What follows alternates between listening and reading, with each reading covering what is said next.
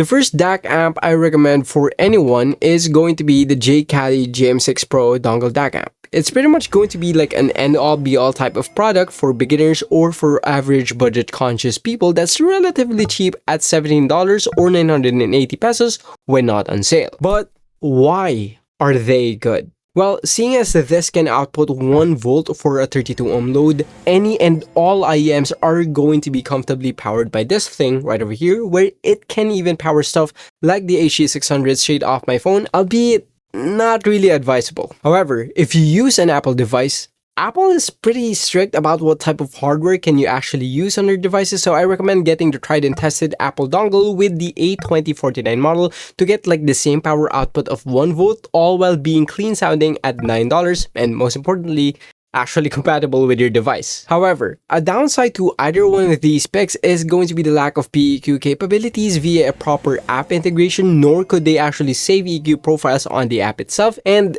sadly there's going to be like a noticeable hissing sound, at least for the JM6 Pro when I tried them with something like the Qudelix cadenza, presumably due to how much this actually output, which can't really be controlled or at least controlled easily without diving headfirst in like the gain settings and like the preamps on players like Hibby Music or whatever player is your choice. Although, I hear you, dongles plus wired isn't really gonna be convenient, especially during commutes, and you might want to have like the wired capabilities plus wireless in a price that's more or less affordable while sounding mostly decent when going wireless, in which case I'd suggest looking into something like the TRN BT20 Pro. It costs roughly around like $20 or around 1,290 pesos when not on sale. They go pretty low, and it's going to give you the convenience of going wireless when you want it while not completely like tarnishing the sound of your IEMs that you place with these, especially if you use them with Apple devices. Although a caveat to this is that there's going to be like a noticeable loss of sound quality while using them on Android devices,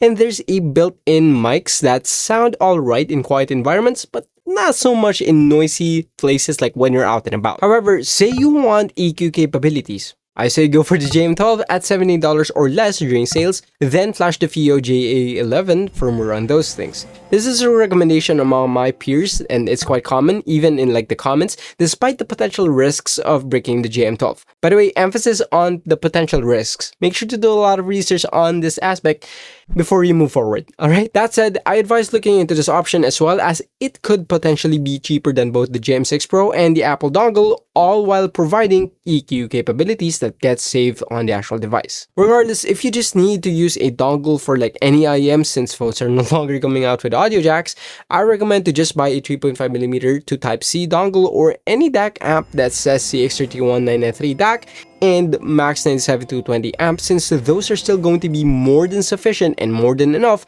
in the world of IEMs. But what if you just wanted to buy one thing and never have to worry about anything from EQ, power, output options, form factor, durability, and even cables? I say go for something like the TRN Black Pearl. Why? Well, at a price of $62, again, when not on sale, but these are pretty much always going to be on sale for like $32 or 1,900 pesos, maybe even less.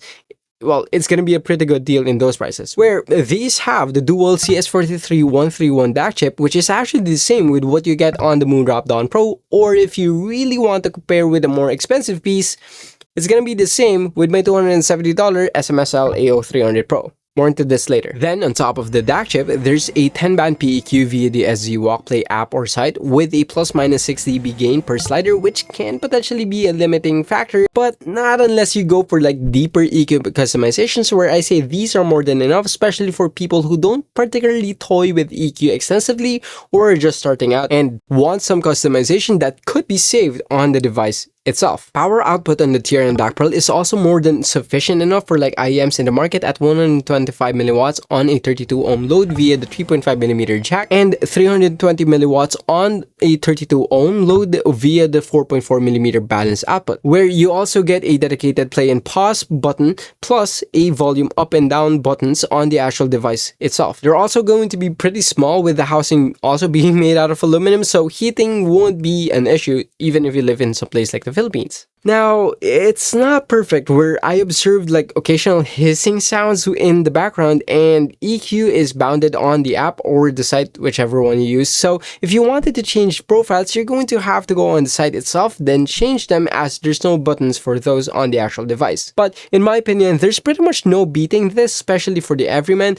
given that they're more affordable than something like the Dawn Pro or something like the Linear Protocol Max. Now, if I've been helpful so far, make sure to go ahead and tell me in the comments like which one of these picks would you go for, or if there are other models that you'd rather go for. So like maybe other people that want to have different perspectives will have different options given a specific price point. Alright, so you're not satisfied with the TRN Black Pearl. Maybe it's like too underpowered, maybe the hissing issues like bothers you, maybe you want Bluetooth, or maybe you just want a portable MP3 player at a relatively affordable price. Then, my suggestions would include either the Snowsky Retro Nano at roughly around $66 or like 3,490 pesos, or the Qudelix 5K at $109, which is roughly around 5,800 pesos if you want Bluetooth connectivity. When, say it with me, not on sale. Make sure to check the descriptions to know about their latest pricing. I say that these are pretty good options, with the Qudelix 5K providing like Bluetooth capabilities on top of being a very capable DAC amp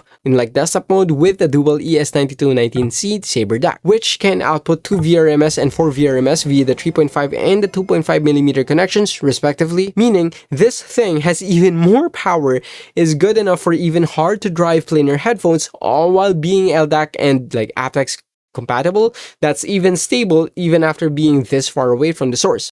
There's also the extensive media controls via buttons on either side of the device, plus a 20-band PEQ on top of this godsend of an app which pretty much shows you any and all information that you could ever want. Now, alternatively, you can opt for the $120 or 6,900 peso Fiio BTR15. That's pretty much going to be the only real competition of the 5K, with a better build quality, screen, and so on, but less frequency bands for EQ and a reportedly less optimal app. And if you want something that's going to be cheaper with an easy to replace battery, well, going for the Fiio Retro's Nano would actually be a good idea, as this will also be pretty much doing the same things as the 5K, albeit with a cheaper build and a less optimal app via the Fiio Control app, but it has a screen, so it has that going for it. However, if you want to go ahead and like detach yourself from a phone when you just want to listen to music or wind down, then the Fiio Snowsky Echo Mini would be a good option after you update it to firmware 2.4 version, as it can function not only as a dedicated MP3 player, but can also be a proper desktop DAC amp with a 100 mW output on the 3.5mm connection right over here, and a 250 mW output on the 4.4 balance connection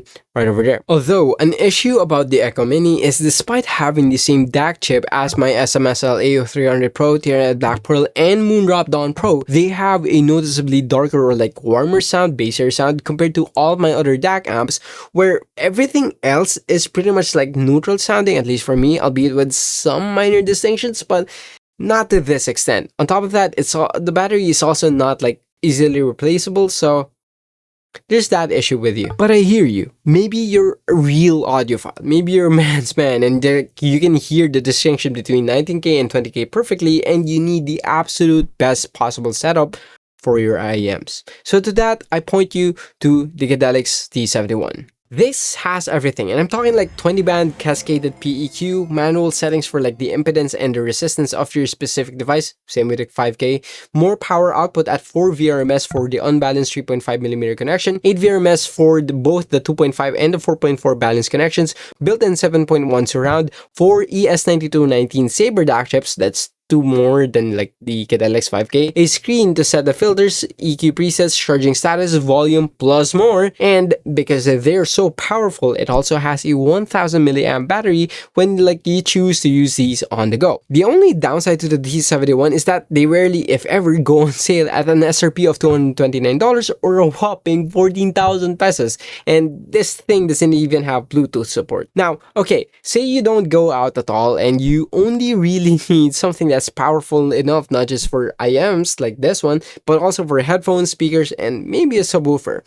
Then I'd ask you to research the well-acclaimed SMSL AO300 Pro that's been sent by Asus Audio. Now, I'm still gonna have to test this out extensively before I recommend them to pretty much anyone, but given that these do pretty much anything audio related while being in a stationary setup, you might not need to get anything more than these since it has EQ presets built in, basic like bass and treble adjustment functionality, DSP filtering options, a 4.4mm balanced output, an unbalanced 6.35mm output, plus it can output via ARC or 2 speakers plus a sub, on top of it being able to act as a proper Bluetooth receiver for say like your bookshelf type speakers, but most importantly a knob for, well, volume controls is, if anything, way more than enough for especially IEMs. Now, I feel like I've been saying like that phrase over and over again since you don't really need like the most expensive DAC amps to enjoy something like IEMs. Alright, these are my DAC recommendations.